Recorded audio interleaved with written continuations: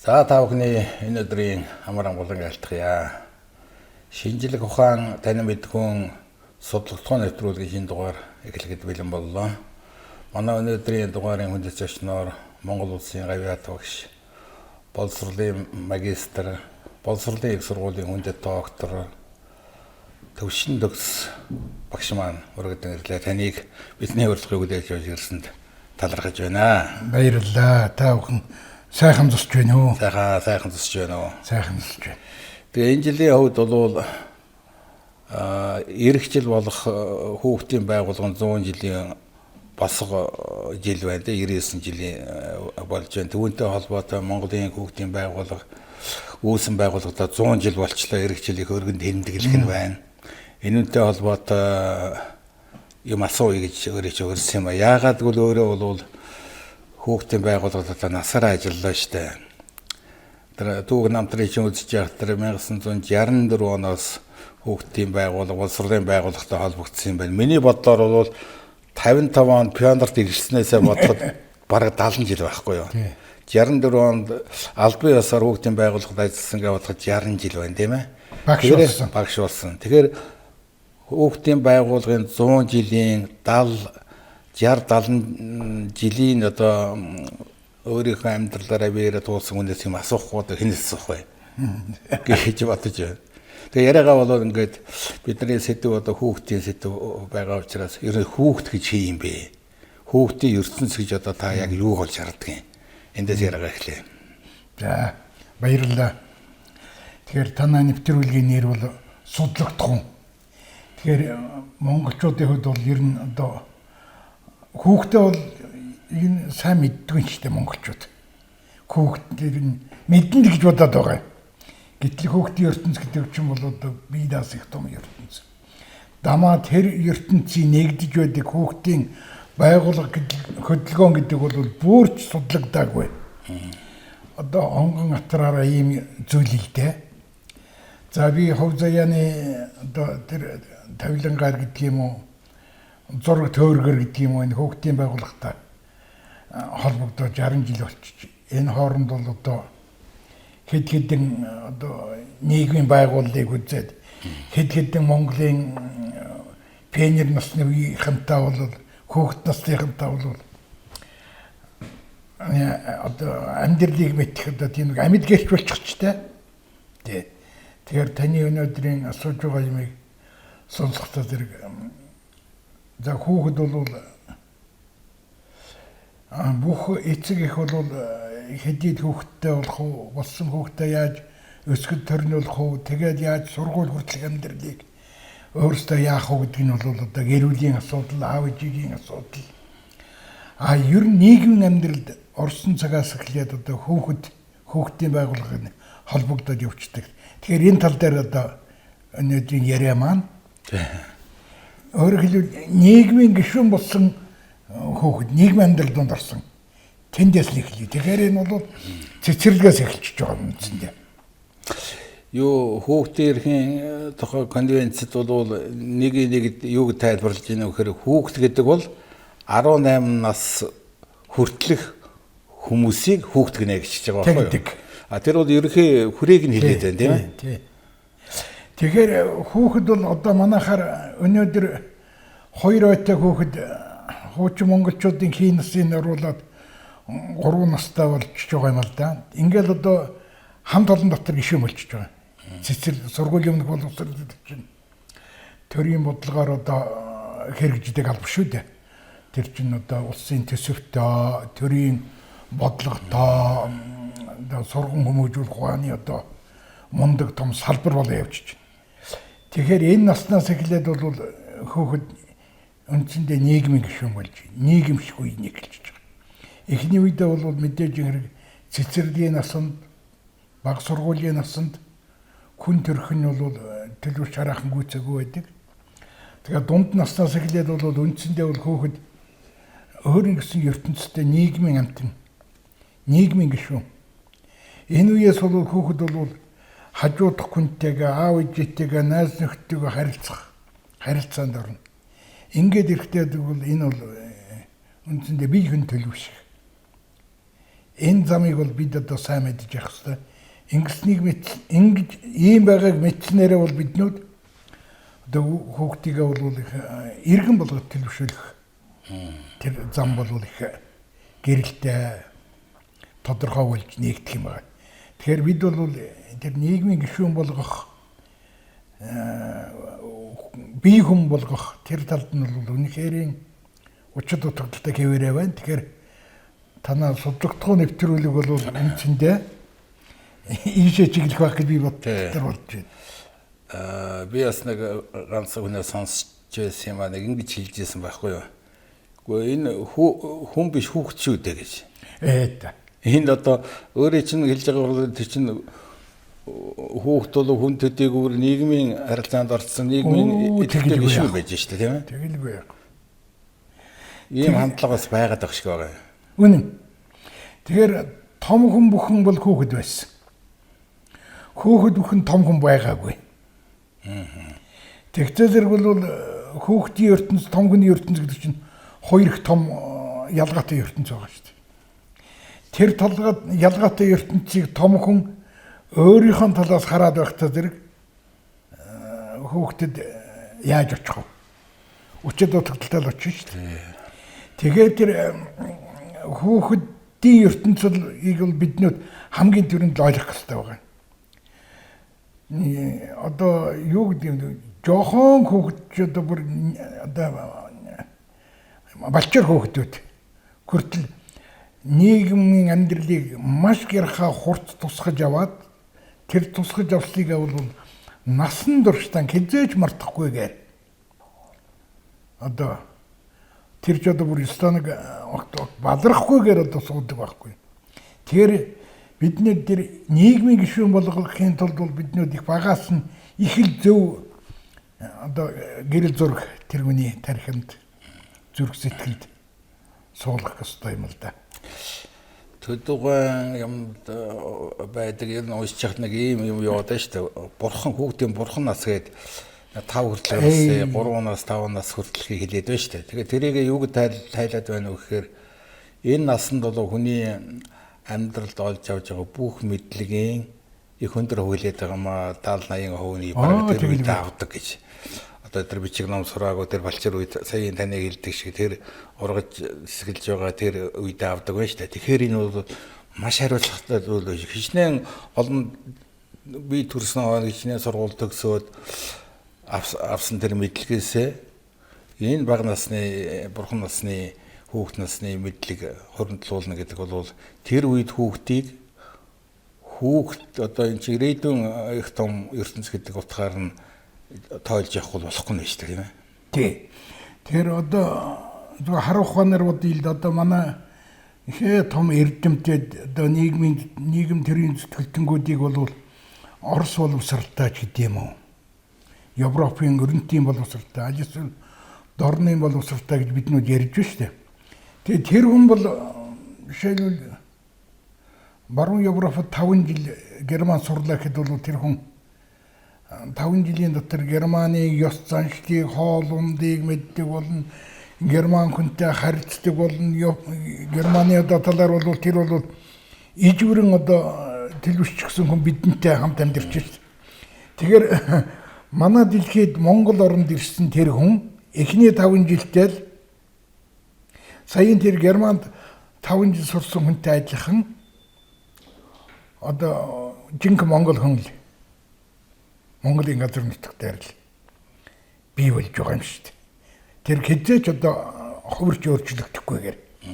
Тэгэхээр бол бид тэр 5 нас хүртэл одоо агуу их одоо манай төдөв багш би одоо төдөв багшийн хажууд 1975 оноос 1984 онд хүртэл 9 жил тэр хүүхд залуучуудын төв байгууллагад тэр хүний удирдлаганд орж одоо маш их одоо сургаал боловсролын сонсож удирдлаганд нь ажиллаж ингэж байсан хүн л дээ. Тэгэхээр төдөөгүй энэ үг бол одоо үнэхээр гайхамшигтай үг. Юу 70-80-аар үтгэж 90% нь бол 5 нас хүртэлтэй. Тэгэхээр та бодлоо 5 жил Германд боловсрол эзэмсэн насан туршдаа л одоо тэр баг Германаар углаж явчих гэж байгаа шүү дээ. тэрүүнтэй адилхан байхгүй. Нөгөө нэг хүүхдийн ертөнцийн нэг том гайхамшигтай Монгол орны нөхцөл байх онцлог байх шиг байгаа юм бол да.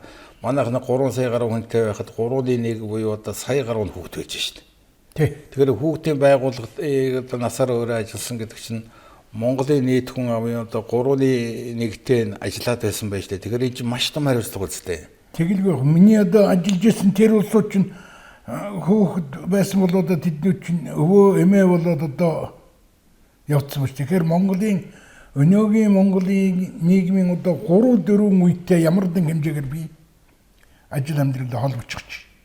Сүүлийн үеийн мэдээг харж байхад ер нь улс орнууд ялангуяа хөгжингүй улс орнуудын хүн амын өсөлт зогсон байдалд орлоо, төрөлд багаслаа. Ялангуяа энэ Хятад л гэж байна, Япон л гэж байна. Энэ одоо дэлхийн дахны нэг ийм үзэгдэл явж гин үү? Хүн Монголын нөхцөл ямар байна вэ? Төрөлд. Үнэлдэ энэ хүний нас их уртсан шүү дээ. Одоо бидний залуу байхад бол 50 настай тэр одоо ойгоо тэмдэглэж гинэ. Гэхдээ тэр бидэнд ямар хөндөр настай хүн бэ? Хөөх гэж боддог байсан. Одоо 50 настай хүн ч юм бол ерөөсөө залуу хэвээрээ байна шүү дээ.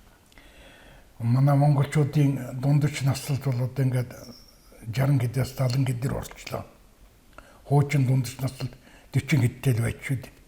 Дэлхийн хүн ам энүүтэй адилхан одоо хүн амын дундч наслт.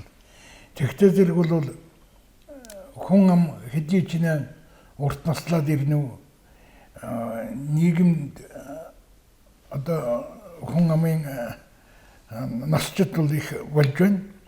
Тэгэхээр тэрний чинь цааталд бол одоо хүүхдийн одоо харьцангуй тэрнээс давсан одоо олон хүүхдтэй байх гэдэг бол байхгүй болчиход байна. Тэр чинь нэг тэнцвэр нь байна шүү дээ. Настайчууд нэг болчоод хүүхд нь бол одоо их болчих юм бол тэр чинь одоо юуг болно үү? Тэнцвэр алдагдана. Тэгэхээр энэ чанараараа бол хүүхд одоо хуучин цагт бол Монголд бол 6 хүүхэдтэй, 7 хүүхэдтэй, 8 хүүхэдтэй, 10 хүүхэдтэй бүр манай нутагт одоо Шонгоцоо гэж хүн байсан. Манай Ховд аймгийн Дүүргэн сумд 23 хүүхэдтэй, 22 хүүхэдтэй, тэгээ 23 дахь хүүхдийг өргөж авсан гэж. Тэгээ 23 хүүхэдтэй одоо тийм олон хүүхэдтэй тэр хүн байх бол тийм сонирмш байсан байхгүй. Одоо бол дээдлийн айлг 6 7 хүүхэдтэй, 8 хүүхэдтэй, нэгдүгээр удаатай инженер. Тэгэхээр бол энэ хүүхэд өөрөө нийгмийн амьдралыг яаж зохицуулах гэдгийг бол хүүхэд нь өөрөө зохицуулаад байгаа юм шүү. Нийгмийн соёл ямар байх вэ? Нийгмийн ёс суртахуун ямар байх ёстой вэ? Нийгмийн гишүүд нийгэмд ямар үүрэг хүлээх ёстой гэдгийг хараандаа бол хүүхэд нь зааж өгöd байгаа юм шиг. Тэгэхээр Монголын нөхцөл бол өсөлт төрөлт бол гайгүй яваад байгаа юм байна тийм ээ. Ер нь гайгүй дундч. Бид нар 2015 оны статистик мэдээ харж байсан чинь ингэж байна. Өдөрт 210 хүүхэд төрж байна. Өөрөөр хэлбэл 7 минут 57 секунд тутамд нэг хүүхэд төрж байна гэж. Тэрүүгээрээ бодоход л бас Монгол залуу жиж байна. Бас залуу их орон байна шүү дээ тий. Тэр бол гайхалтай гэж бодож байна. Энэ бүхний цаана юу би боддггүйгээр зүгээр яг хуу нариган болгож байгаа юм шиг бол би нэг юм ингэ бодож явдаг. Ерөөсөө хүүхдийн яам гэж байгуулмаар юм байна. Яагаад бол 3-1 нь байж штэ. Тэд зориулсан тийм бодлого. Хуучин бол хүүхдийн хөгжлийн бодлого бол маш их өндөр төвшөнд явсан. Одоо бол 90 оноос хойш ямар төвшөнд байна вэ? Багшаа. Төрийн бодлого талаас нь нөгөө хэлэхэд ирнэ. Хаягч гэсэн хэлэхэд хэтрүүлэг болохгүй. Та боддоо өнөөдөр Монгол оронд бол нэг 60 хэдээс 70 гаруй мянган хүүхдэл төрж байгаа шүү дээ. Жилүүр. Энэ бол одоо баттай статистик. Тэгэхээр нэгдүгээрт энэ. Хоёрдугаарт нь бол хүүхэдгүй айл гэж юусоо байхгүй. Өнөөдрийн одоо 900-аад мянган айл өрх бол доод нь 1-2 хүүхэдтэй. Ер нь 1 хүүхэдтэй айл бол цөөхөн шүү. Тун одоо их л залуу дөнгөж ханилсан усууд 1 хүүхэдтэй байна. Тэгээ нэг 2-аас нэг 4 5 хүүхэдтэй. Одоо Монголын нэг ижи бол 3.2 хүүхэдтэй гэсэн нэг тийм бүдүүн статистик байдаг шүү дээ. Нэг эмэгтэй. Ингээд үзэхдээ зэрэг нэгдүгээрт. Хоёрдугаарт ерөөсө хүний хөгжил эрхэм юм бол боловсрал одоо хүн бүхэнд өрөөгөөжтэй чанартай байх ёстой юм бол тэр хүүхдийн яам битгий хэлэм хэрэгтэй болчих жоо. Одоо энд нэг сонин юм хэлье л да. Монголчуудын өв уламжил гэдэг бол үнэхээр одоо дэндүү гайхамшигтай юм л да. Яагаад нэг эхийн хэвлэл дотор байгаа нэг жил шахуу хугацааг хий нас гэдэг одоо ингээд том ялаад байсан. Тэр хүн бидний нүдэнд харагдаж байна уу харагдахгүй газар байна уу тэр хамаагүй шүү дээ. Тэр хүн шүү дээ. Харин тэр хүн тэнд бол маш хариуцлагатай. Жинхэнэ одоо тэр ямар ояас бэлэгтэй хүн болох уу, ямар зан ааштай хүн болох уу тийм үедээ. Тэр бүхэн бол одоо тэнд бэлтгэгддэг ба шүү дээ нэг юм. Тийм учраас монголчууд тэр бие давхар эмэгтэй хүнийг хүндлэх, тэр бие давхар хүнийг одоо юу гэдгийг эрхэмлэх одоо бие давхар хүнийг тэр хүн одоо би ганцаараа биш би хажуудаа бас хүнтэй яваа гэж бодоод хориглох, цээрлэх, нарийн дэг журамтай амьдрах. Тийм учраас бие давхарсгүй хүнд улаа битгий үзвэл элдв одоо муу хараал муу үг битгий сонс. Элдв аманд нь одоо зүйлийг битгий одоо идвэл тэр битгий хэл далжиж сууж болохгүй. Тийм бид одоо сүүжилд сууж болохгүй, далжиж зогсож болохгүй, хажуулдад гимтэж болохгүй. Маш хорио цэр биш. Тэр чинь бол ерөөсө маш том хариуцлага байгаа байхгүй. Тэгэхээр энэ хүний хөгжил гэдэг юм чинь бол тэр нэг цэцэрлэг техэлснээр сургууль техэлснээр биш бүр тэр эхийн хэвлэлд эхэлдэг тэр одоо юмыг манай монголчууд бий болгосон. Одоо өнөөдөр бол шинэ жил ухаанд тэрлээ ороод одоо кавант боловсрол, кавант хэмжилгээг одоо кавант хандлага гэдэг одоо энэ хүний нүдэнд харагдахгүй тэр далд ухамсарын хөгжлийг бол тийшээ чиглүүлээд эхэллээ шүү дээ. Өөрөөр намтрыг харж яхад нэг юм сонио өгүүлбэрээр эхэлж яасан л да. Би 1944 онд ааваасаа гарч 45 онд ээжээсээ төрсөн ч гэлөө оноо зөрүүлсэн байж болох. Тэр чинь бол одоо тэр эхийн ураг бүрлснээс хойш эхийн хөвлөд байгаагаа нэг нас гэдгээ та өөрөө хэлж гэсэн үг үү? Би 1944 онд одоо ааваасаа ижид очоод эд дайны алын одоо тэр хэцүү үед. Тэгээ 1945 онд одоо дайн дуусаад инг сайхан амьдрал эхэлж явах тэр цагт бол ижигээс энэ дэлхий дээр бол тэр Тэнгэрийн нуурын хөвөнд гэж байгаа. Тэнгэрийн нуурын хөвөө гэдэг бол манай тэр хар ус нуур, хар нуур одоо шанцын нуур гэдэг одоо тэр их нуурууд хотхрын нуурууд тэр чон харайх зовхон бол буян тол ховд гол гэдэг тэр их том голуучид манай Тэнгэрийн ус гэдэг шүү дээ. Яагаад Тэнгэрийн ус гэдэг юм бол гэж би бодоод байсан чинь далайн төвшингийн тэндээс харах юм бол тэр дээр одоо Азийн тэр өндөр газар байгаа ус чинь бол одоо далайн хөвөнөөс харах юм бол тэнгэрч байгаа ус юм байна. Тэгэхээр Тэнгэрийн голын хөвөөнд бидний төрсэн хатан ижимийн хатан гол минь гэж одоо манай ижи нагц ижийн тэр залбирдаг байсан. Тэгээд би нэг номонд бичсэн тэр л дээ. Ааваас ээжд очоод мэчин жил. Тэгээд одоо дахиад жил ижигээс энэ дэлхийд мэндэлсэн гэж. Одоогийн юугаар бол 45 онд л төрсэн хүн байж та бол. Чиглгүй яг уу.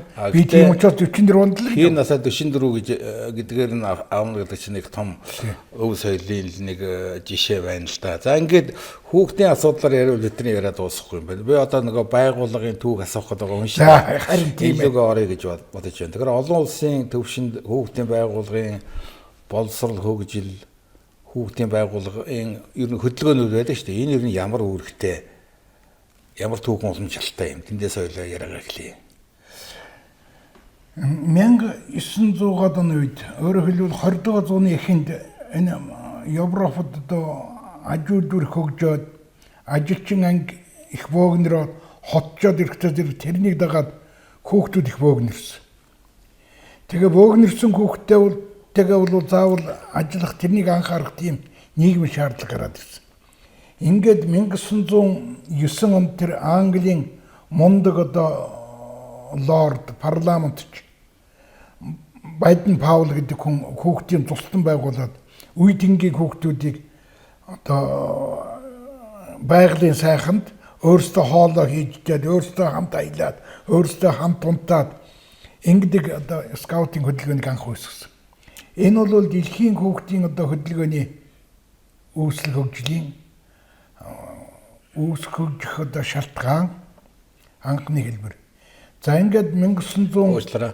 Яг тэр үедээ скаут гэдэг тэр нэр томьёог ашиглаж ирсэн. Тэргүй скаут гэдэг нэр томьёо эндээс эхэлсэн. Скаут гэдэг чинь бол эрэлж байх, анхдагч байх, шинийг сэдэгч байх гэсэн ийм өгүүлэл л дээ. Тэгээд 1920 оны үед нөгөө дэлхийн ертөнц хуваагдаад капиталист ертөнц болоод ирэх үед бол зүүн талдаа бол нөгөө пионер гэж гараад ирсэн. Пионер гэдэг чинь Францаар Английн скаут гэдэгтэй адилхан юм билээ шүү дээ. Бас л анхдагч бид нэг пионер гэж ярьдаг. Америк ТV-нээс пионерүүд гэж ярьдаг шүү дээ. Тийм. Ингээд ерөөсөө нийгмээ дагаад тэр хүүхэд хаан бөөгнөр нү. Тэнд бол байгууллагын хамт хүүхдийн хамт олон өсч байсан.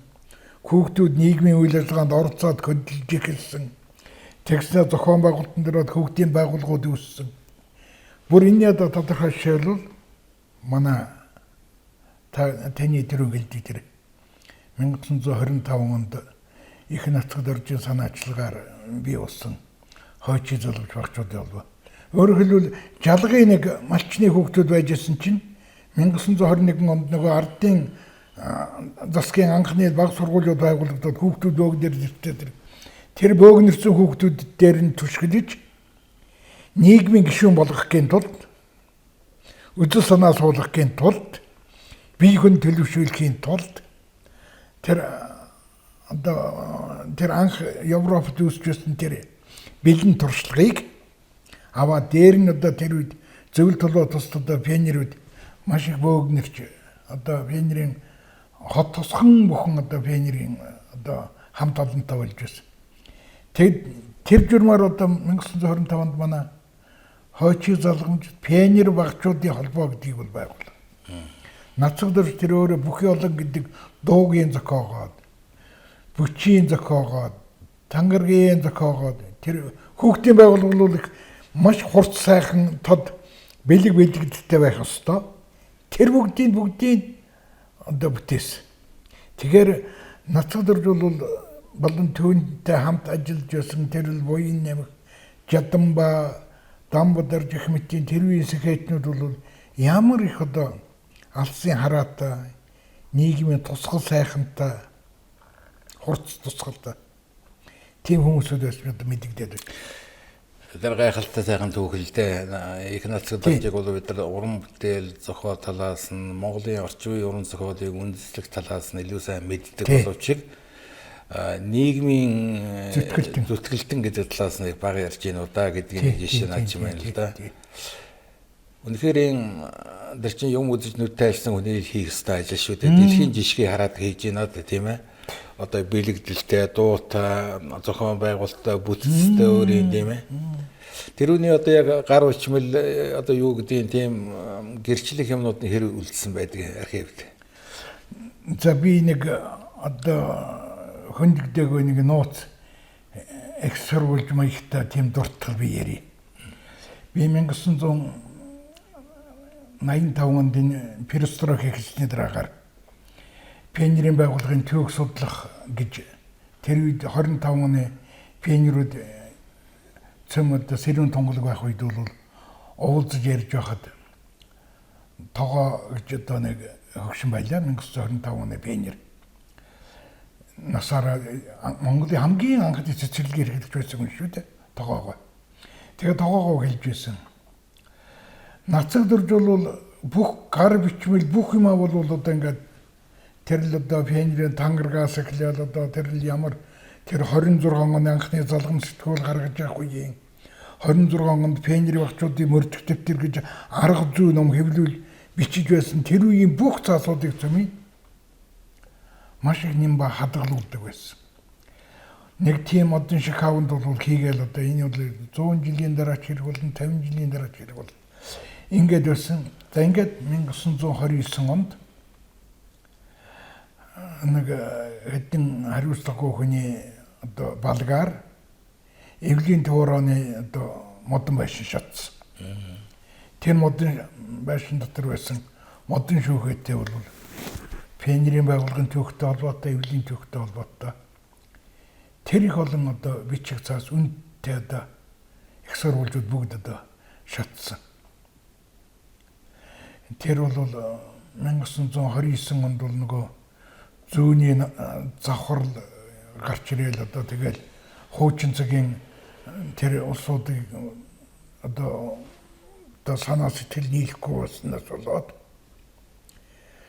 тэгээд зарим нь одоо бие биенээ буруутгасан хэрэг үүсгээл ингэж явах нөхцөлд бол одоо тэгээд тэр хувийн сонзон байдаг юм уу, хувийн үзэл санаа зөрөлдөөнөөс болсон юм уу, аль эсвэл хариуцлагагүй хүний хариуцлагагүйгээс болсон юм уу, ямар ч ултгаа нэг тийм галын аюул гараад тэг авсан. Харамсалтай тийм ээ. Одоо эвэл пионерийн байгууллагатай холбогдолтой ямар нэгэн баримт бичиг байдаг бол тэр нөгөө улсын архив, ардын намын архив дотор байсан хэсэг усаг юмнууд байдаг. Би энийг бол одоо 80 хэдэн судалгааны материал хийгээд тэгээд би бас Монголын пионерийн байгууллагын томоо ном хэвлүүлсэн л дээ. Дандаа түүхийн их сурвалж дандаа баримт бичгүүд. За тэгтээ тэр бол архив маш багтаа. Ер нь Монголын хүүхдийн байгууллагын түүхийг бичих тэр судлагдсан талаас нь их сурвалжийг эрдэмтний гүйлгээнд гаргаж тавих байдаг юм уу? Их олон чиглэлээр өөрөө бол тууштай ажилласан л да. Докторант эдэр болж илээ яалаа. Тийм би нэг хоригч сэдвтэй байсан. Сэдвэр сэдвүүд юу байсан? Монгол оронд пионерийн байгууллага үүсгэн одоо түүх. Тэр. Тэгээд би 1986 онд бол тэр сэдвээ сургууль ухааны хүрээлэнгээр батлуулаад цагдаа багшаар одоо ахлагч тавиад одоо шагдар багш одоо энэ улсууд байлаа шүү хүрээлэнгийн энэ мондогцол одоо яасан тэгээ миний сэдвийг нэргүй багш одоо зөвлөгч байсан. Цагдаа багш маань тэгээд 90-ад онд бурхан болчихоо 90-ад оноос нөгөө пионер гэдгийг чинь бол үзэж чадах юм боллоо эдний ч одоо зарим нь одоо бүр ховсголт намын зулцаг байгаа юм гэж одоо хүртэл муу хэлж байлаа шүү дээ. Тэгээд одоо ингээд улс төрчлөн нэгдүгээр хоёрдугаар би чинь бол ажил амьдралын маань зам одоо тэгээд нөгөө хүүхдийн олон нийтийн байгууллага биш хүүхдийн төрийн байгууллага байгуулж одоо энэ хүүхдийн үндэслэл гэдэг. Энэ байгууллагыг одоо Булармаа даргын удирдлагын дээр бид нэг хэсэг хүмүүсүүд анх байгуулад. Нөгөө хүүхдийн байгууллагад чинь зөвхөн пионерийн олон нийтийн асуудал хариуцдаг, хүмүүжил хариуцдаг биш. Хүүхдийн эрх ашиг, хүүхдийн хамгаалал, нийгмийн хамгаалал, хүүхдийн эрүүл мэнд, хүүхдийн боловсрол хөгжил, оролцоо, хүүхдтэй холбоотой бүх юмруу одоо орох ёстой гэдэг ийм шинэ үзэл баримтлалаар төрийн байгууллагаар агентлаг одоогийн агентлаг 1991 онд байгуулагдсан юм шүү дээ. Тэр үеийн боловсролын сайдын удирдлагын дээр. За тэгээд удирдлагын тэр байгуулагдсан тэр хүүхдийн байгууллагууд ингээд 30 гаруй жил болоход их зовлон үзлээ л дээ. Одоо сүүлдээ гэрүүл хүүхдийн хөгжлийн газар гэдэг дээр л очиод тогтлоо л доо. За тэрч буруу биш л дээ. Хүүхдийн асуудлыг гэрүүлсэн салахгүйгээр ерөөсөө шийдэж болохгүй гэдэг бол баталгаатай байна. Тэгэхээр та түрүүн хүүхдийн яам байгуулах ёстой гэж ямар тач ултгоо хүүхэд гэрүүлийн яамтай орон дэлхийд 40 байна. Манайх бол хүүхэд гэрүүлийн яамтай байвал байх ёстой орны нэг мөнөөс мөн. Хүүхэд залуучууд нь одоо ийм их залуу болчихсон. Тэгээд энийг байгуулахаар чадахгүй тэгээд нэг агентлаг нэртэй хүүхэд залуучууд гэрүүлийн нэртэй заримдаа хүүхдийн заримдаа гэрүүл хүүхдийн нэг бол одоо нэг юм дотор нэг хавчуулгал яваад байна л да.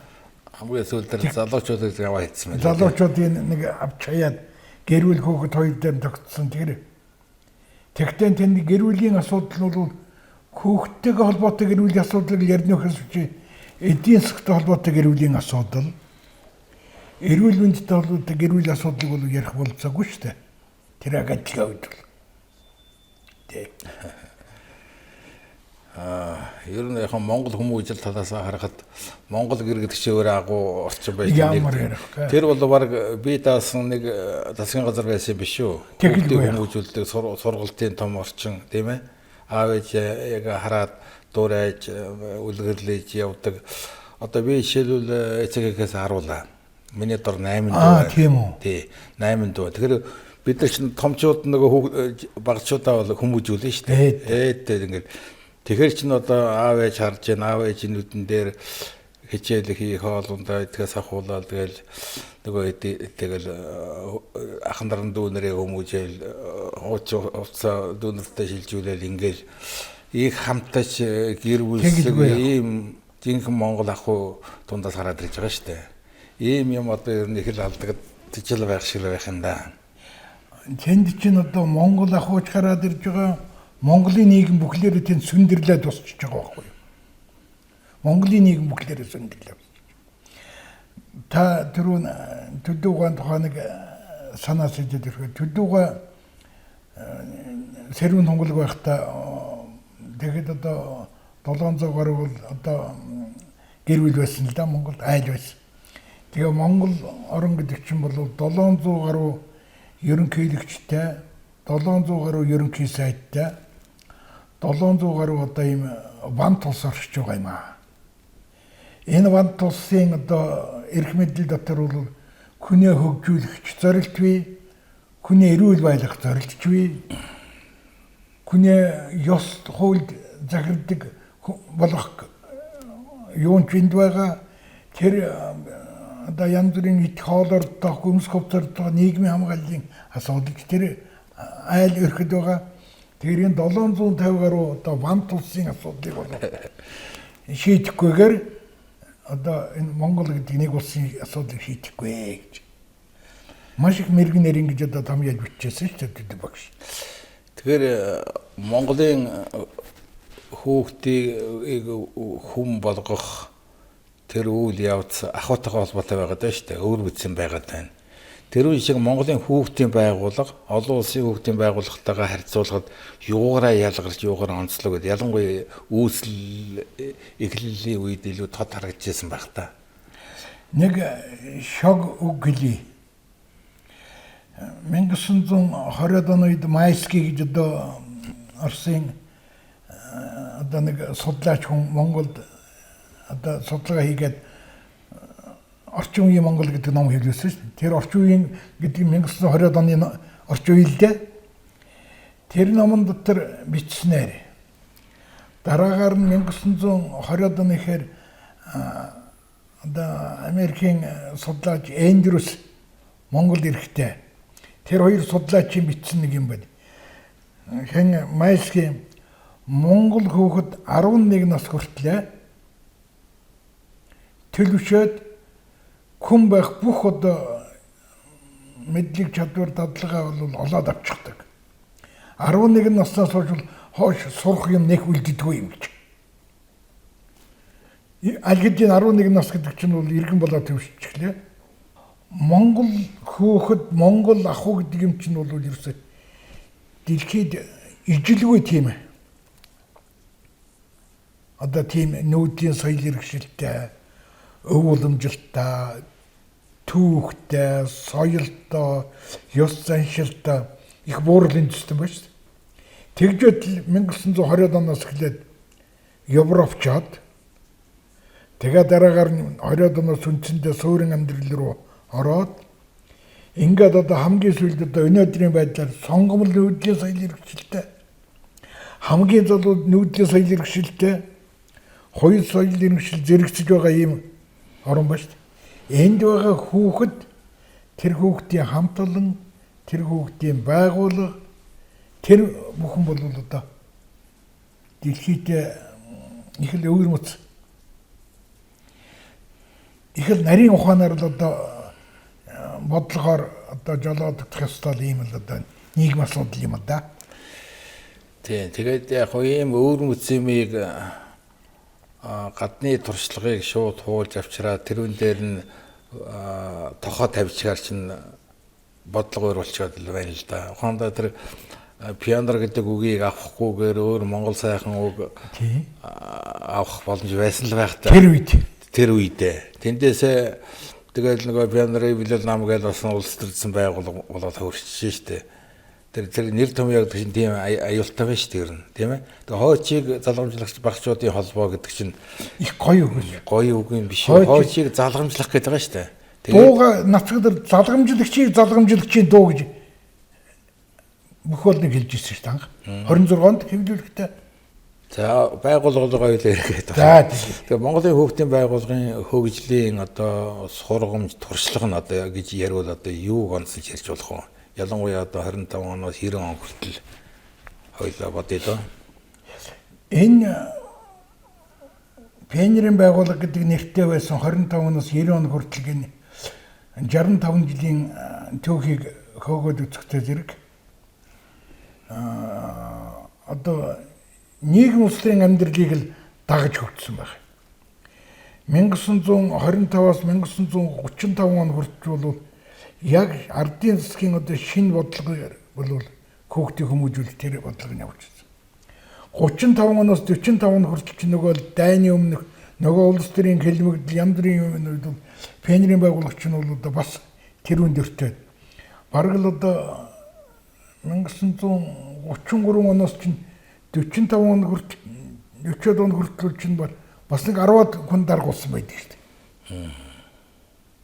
Тэр даргамнэр дотор ч одоо манай гадаад хэрэгцээний сайд байсан Тайвга танаа одоо говалтан харьяад нөгөө дэгээ хүүгийн сэргийг том зохиолч одоо тэр үеийн одоо Монгол улсын хүний гавьяа юм чинь гама хэмтээ одоо хамгийн шилдэг одоо нийгмийн идэвхтэй гишүүд бол пионерын байгууллагыг удирдах үүрэгтэй дандаа улс төрийн чиглэлийг барьж байна.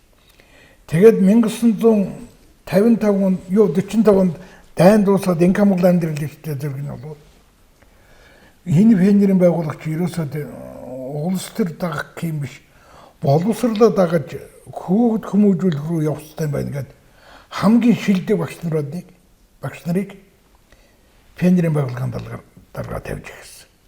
1946 онд одоо гончиг сүрэн гэдэг багшийг 1949 онд одоо Соднон гэдэг багшийг тэгээд 1954-5 оноос одоо гонгаад орж оюунгаач одоо цэвэн оюун гэж одоо зөвлөлтөд одоо сургууль ухааны дээд сургууль төгсөөд ирсэн хүн. Тэгээ 1962 оноос манай Сүрэнжууга даваагийн Сүрэнжуу гэж одоо сэрүүн тунгалаг 100 шахаад байж штэ манай. Одоо пионерын ордны захирал байсан, 3 дугаар сургуулийн захирал байсан. Одоо 1960-аад оны ихэр бол төрийн сайдын одоо зиндааны 4-5 эмэгтэй байсан. Сангийн яамны долгормоо цалин көслийн орооны ламсран өвөл төвшний зөвдүүлийн шань хөө эрүүл мэндийн яамны төмөн нэмрэл эвлийн туурын Сүрэнжуу гэдэг ингээд машин ундаг сайдын зиндааны одоо 4-5 эмэгтэй байсан. Тэрний нэг нь одоо Сүрэнжууга одоо сэрүүн тунгалгаараа одоо пионерын байгууллагаас 1 насны дүүлүү 2 насны дүүлүү одоо ухаан санаа сайхан саруулахнараа би хааж эрүүл тунгалаг сайхан амьдарч. Ингээд өөрөөр хэлбэл пионерын байгууллага бол тухайн нийгмийн л одоо шаардлагаар л ингээд үйл ажиллагааны хөтөлбөр програм үзэл баримтлалч зохион байгуулалтч ингээд нийгмийн тэр тусгал байна л да. Шаардлага гэж хэлэх юм уу, тусгал гэх юм уу? 90 оноос хойш жишээлбэл энэ шаардлага яагаад байхгүй болчихж байна?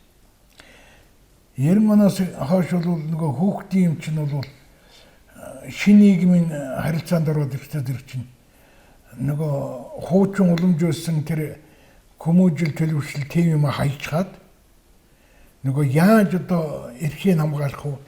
Яаж одоо халамжилж одоо муу нийгэм сөргүүлдлээс хүүхдийг хамгаалах вэ? Ийм юм руугаа бол хэтэрхийг анхаарад.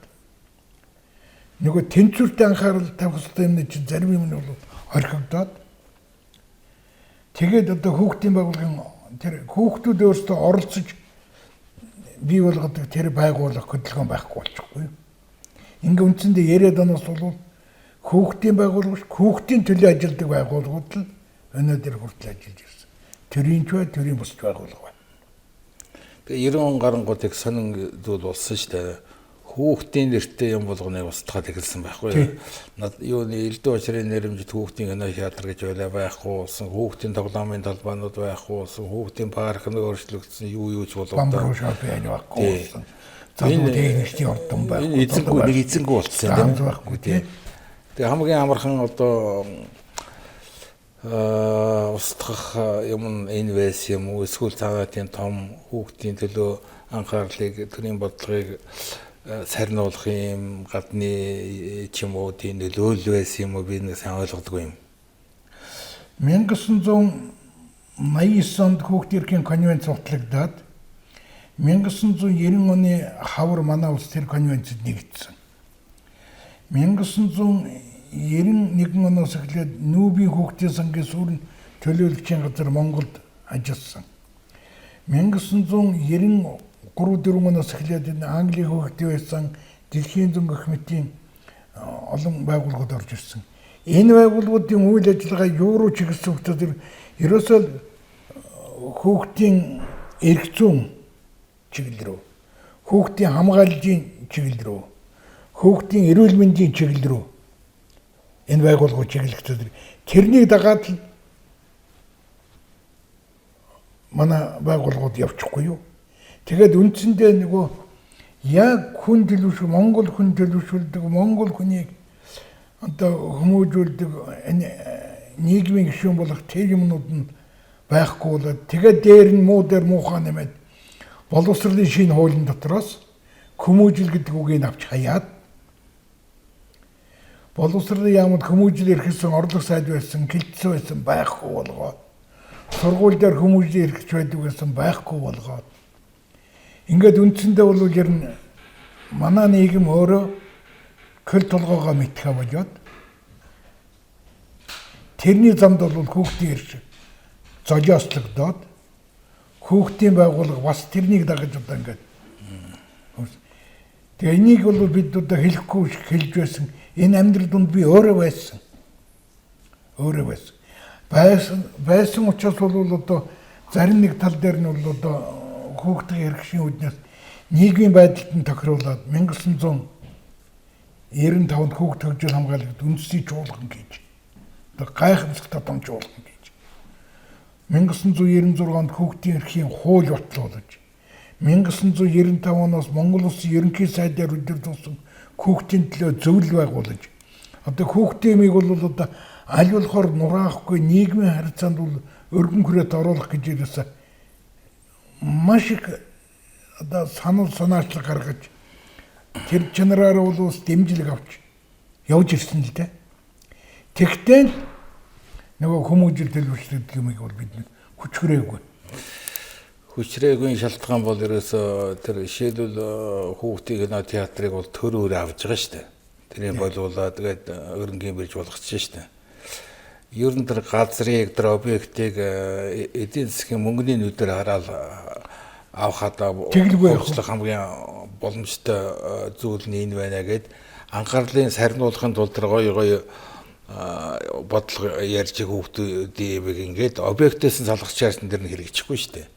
Ийм л болгосон юм шиг л ингээд яг үнэ тэгэхээр чинь одоо үнэн байхгүй өөрөө маш үнэн хэлж байна. Найрамдал туссан Монголын хүүхдийн ордон хоёрыг хөвчлөх гэж мөн ч их юм болсон шүү дээ. Монголын хүүхдийн ордон бол хөвчлөх гэдэг одоо бүр иш цог гэдэг захирлын бол одоо албан тушаалын авчаингаад тэднүүд чинь баг одоо суулт зарлж хамт олон багшаар арай гэж хүүхдийн ордонгаа бол арай нэг хөвчлүүлээгүй. Найрамдлыг хөвчлөх гэж маш их оролцсон. Ярих биш олон улсад нэр хүндтэй болчихсон болохоор бүр арай нэг найрамжийг. Тэгтээ найрамжийг бүх юм руу орцсон шүү дээ. Тэр одоо гязгаар нутг руу одоо орон сууцны одоо хороол морол болоод. За тэгээд цаана нөгөө залуу байх станд байхгүй. Хүүхдийн парк байхгүй. Залуучуудын нөгөө залуу тэгштэй ордон байхгүй. Театр байхгүй. Кино театр байхгүй. Бамбраш кофе байхгүй. Тэгээд ерөөсөө нөгөө бүх туслуулыг бүгдийг хөвчихсөн. Орон даяар. Нэг хэсэг бол ерөөсө тусланг болсон шүү дээ. Гэтэл 1982 онд намын төвөөрөө тогтоол гаргаад пионерийн лагеруудын төв зөвлөлүүдийг намын төвөөрөөний дэргэд байгуулад. Тэр үнд нь бол бүх яамдын сайдууд улсын хорооны дарга нар ордог. Ийм юмргоо хүрч орж исэн их одоо мундаг одоо арга хэмжээ авсан юм шүү дээ. Гэтэл тэрний бол бүр юу ч бүр орс сурггүй болчихгоо. Одоо хайсан шүү дээ. Энэ бол харамсалтай түүх гэж би боддог. Маш гашуунд. Тэгээ энэ ирээдүйг их богоор буудсан зүйл л дээ. Тэгээд бас тийм үг байдаг шүү. Ирээдүйг их богоор бодвол яан вүлээ тийм ээ. Хариу юм эрхэл байх гэж түрүүн хэллээ шүү дээ тийм ээ. Одоо 60 жил 70 жил энэ эндээс гарахгүй. Тий. Энэ орчинд л ингээд байгаад байгаагийн дараа татах хүч тэр нэг зүгээр дур сонирхлоороос биш байхаа. Хов тавилан гэж юм байгаа байх. Энийг нэг тодруулж яриач. Сонирхолтой жишээ бодлого юмнууд нь юу байсан юм бол? Гэхдээ ер нь тэгээд их л сони юм билээ тэр цаанаас зургдсан заяа теори гэдэг бол ер нь байна гэдэгт би ер нь сөрхий итгээд байгаа шүү дээ. 1955 онд би пионерийн байгууллагын 30 жилийн байгууллагад ховдын 10 жилийн сургууль пионер болж байсан байхгүй. Тэр үеч одоо шаггүй хануу сонин монин гаргадаг итгэвтэй тийм пионер байсан 55 онд. 1964 онд пионерийн байгууллагын 40 жил тэмдэглэж байхад би Өмнө Говь аймагт пионерийн удирдагч байсан. Сумын баг сургуулийн пионерийн удирдагч байсан. 1965 онд пионерийн байгууллагын 50 жилийн тэмдэглэж явах тэр үед бол би пионерийн төв зөвлөлийн заавар болчихсон төв байгууллагад ажиллаж байсан. Тэгэл 1975, 85, 95 одоо өнөөдөр хүртэл ингээд тэгш одоо 6-7 ой тэмдэглэхэд бол ерөөс ингээд орцоод явчихсан. Тэгэхээр энийг бол одоо намайг би энэ дур сонирхолоор яваад байсан юм байхгүй ерөөсөө амьдрал замлах хөтөлчихсөн. Дунд сургуулийн пионерийн удирдагч байгаа л тэгэл дараагаар нь пионерийн төв зөвлөлийн ажилтан болоод тэгснэ пионерийн сонин сэтгүүлд ажиллаад пионерийн ордны орлого захирлуулаад найрам туслангийн орлого захирлуулаад эрдэм шинжилгээний төвд эрдэм хэлгээний ажилтан болоод ингээл өөрөөр хэлбэл ерөөсөө л энэ пионерийн байгууллагыг л тойроод яваад байсан. Бүх салбарт. Энэ бол нэгдүгээрт миний гадарладаг дуртай ажил байсан. Энээс салах одоо дургүй байсан. Миний тийм хувийн бодол байсан баг.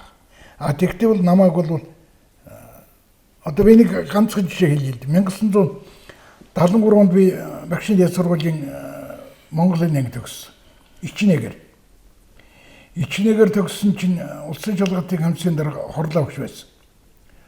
Хорлоо багш тэнд диплом онц хамгаалсан 5 оюутнаас нэг нь одоо би шинэ тухайн их тимийн хэл зохиолын хүрээлэнд хүүхдийн зохиол судалдаг эрдэмтний ажилтны орон тоон дээр авна.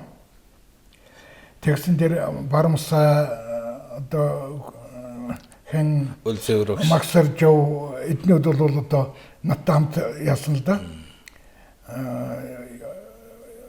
Багшийн дэдийн одоо юу одоо энэ Максар Жов гэж одоо нэг мундаг эрдэмтэн биш үү? Эрдэмтэн ярууна аригч орчуулагч байна. Жаргалын Барамсаа зохиолч Кэрэгэд одоо тэр дорнотод байгаа соёлын хавьяат төлтөн бас мундаг судлаач. Эднүүд чинь болоод бидний чинь яг нэг жилийн тэр диплом ажиллагаанд цаг. Тэр дотор ганцхан би намын гишүүн байсан байхгүй юу? Нэгдүгээр намын гишүүн, хоёрдугаарт бол анхан шатнаас нь ажиллаад 9 жил ажиллачихсан учраас чамаг авна гэд миний хувийн хэргийн маяг бол шинэ ухааны академи руу аваа явуулсан. Тэгээд аваад явуулсан чинь эвлийн товароо намайг дуудаад чи одоо олон жил сайн пиано өдөрч хэлсэн чи Чехэд гадаадын пианоны тусалд хөөхд авч амраад ирэхгүй. Тэр үед бол гадаад явна гэдэг бол одоо маш их ховор тохиолдол байсан ч. Би нөгөө шинэ ухааны академид анкад өгсөнийг хайчаад хэдэн пианер дагуулаад Чехэд яваад хүрээд ирсэн чи яг өнөөдөр онцлог бохдоо тэр маргааш эвлийн товарыг товч байгаа оруулаад намайг тэр үед эвлийн товар чи том айл би хүнээ мэдж байна гэд намайг төвөрөд ажилтан болгоч. Тэгээ миний оронд 42 дуу сургуулийн пианер өдөрж Өлзий баяр тэр орон тоон дээр очиж тэгээд тэр хүүхдийн уран зохиол судлах тэр орон дээр очив. Тэр Даржаагийн Өлзий баяр тэгээд миний багш байхгүй юу? Оо тийм. 12 дуу сургуульд байсан. Тийм, тэнд пианер толгойтой тий. Миний одоо стагарын багштай хөр. Тийм үү. Тэгээд 10 дугаар сургуулийн пианер өдөрдөгч төвшин төгс бол юунд очиод эвлийн төвөрөнд тэр толгойтой сургуулийн пианер өдөрдөгч Даржаагийн Өлзий баяр бол академид очив. Тийм учиртай юм байна. Би бас нэг өөрийн намтраас бас нэг юм асуумаар байгаа юм. Ер нь одоо хүүхдийн байгууллагад зааварлагчаас арга зүйч, орлого дарга гэдэргээл бүх дамжлагыг нөгөө мэрэ зарчмаар орыг ингээл явсан юм шиг байна. Тэгээд жинхэлдэггүй дандаа л одоо ингээл юу гэдэг пианерын ордны орлого дарга, найрамд тусламгийн орлого дарга тэр ямар учиртай ер нь. За тэр би 1980 онд одоо ярихад бас төгтэй юм шиг гэхдээ бол үний юм да. Би 1980 онд пианоны төв зүйлийн орлогч дарга болоод намын төвөөрөөр батлагдаад одоо залуу хүн их онгор очнодтэй. Одоо намын төвөөрөөний мэдлийн бол усан хүчин болчлоо. Тэгээд би ерөөсөө шуугаад гэртээ ирэл аавда хэлдэг. Аава би өнөөдөр намын төвөөр ороод ийм том дарга боллоо гэдэг. Аав нэг жигтэй хүмүүхэн харснаа. Тэгээ яадаг даргууд тэр чинь. Хүн ажлаас халах уу? Гэхдээ эвлийн төвөөр мэдэн дээр нарийн бичгийн дарга энэ тэр ажлаас халахын тэр бол тэрнийг мэднэ гэж. Хүний цалин хасах уу? Манай аав ч л одоо хөдөө малчил байсан хүн шүү дээ. Гэхдээ тэрний ч одоо санхүүгийн гэлц хэрэг газар одоо хариуцсан. Гэхдээ чи юу хийдэг дарга гэж байна. Том дарга нар ямар үүрэг өгнө тэрний нь бол ягштал биелүүлээд байдаг л дарга хийдэг. Гэхдээ тэгэл тэрнийг хийж өгөөч.